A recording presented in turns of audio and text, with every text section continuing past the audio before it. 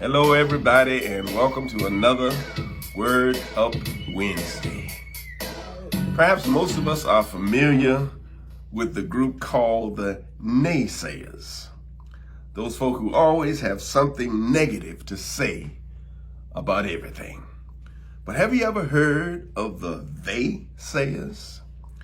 This is the group who are always identified by the term they said. They said this, or they said that, or they said some other thing. Now, the funny thing is that nobody ever wants to identify just who the they is. But yet there are those who are always willing to quote them. And much like the naysayers, the they-sayers are usually negative talkers too. Most of the stuff that they said is almost always negative and contrary and unproductive. So why would anybody ever want to listen to the they says? Why would anybody want to ever listen to what they said? Worse yet, why would anybody react to or react according to what the they sayers have said? Because the they sayers can really mess you up.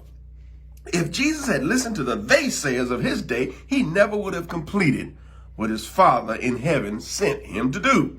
If Jesus had listened to the they-sayers, the Lazarus story would have never been told, because Lazarus would have never been raised from the dead. If Jesus had listened to what they said, you see, first they said that Lazarus was sick unto death.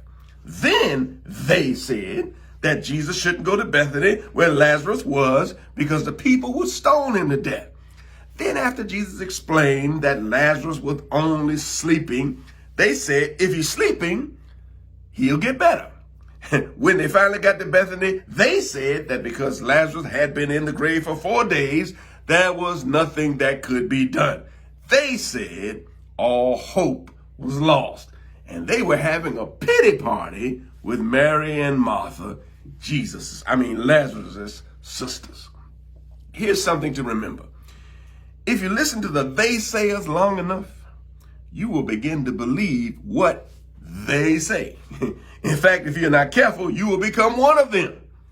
The same too often happens to us when we give ear to the they-sayers of our lives. Their negative talk and their negative outlook begins to infect and affect our own beliefs and our own perspectives. And we begin to sound just like them and even begin to act upon what they have said.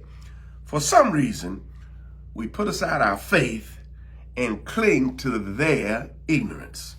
But here is Jesus again, standing in the midst of the they-sayers, about to demonstrate the power of God to override and overrule any and everything of this world, even death.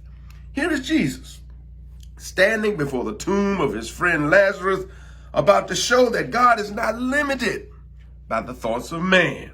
Here is Jesus, preparing to bring glory to God through an example of faith over doubt.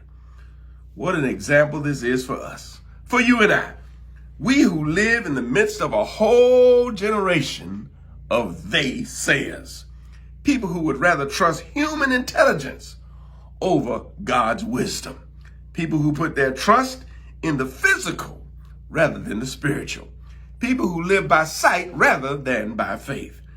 We are called, my friends, we are called, brothers and sisters, to stand in the midst of such a generation and yet declare that our God is able, that our God has all power in his hands, and that there is nothing that our God cannot do regardless of what they have said. We are called to confront the they and the naysayers of this world with our faith.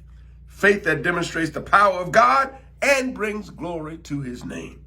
Do you want to be set free today?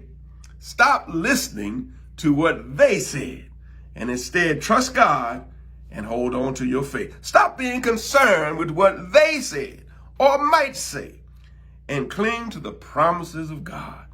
Know that God is able to bring you out even as he brought Lazarus out of his dead situation. Till next time, word up.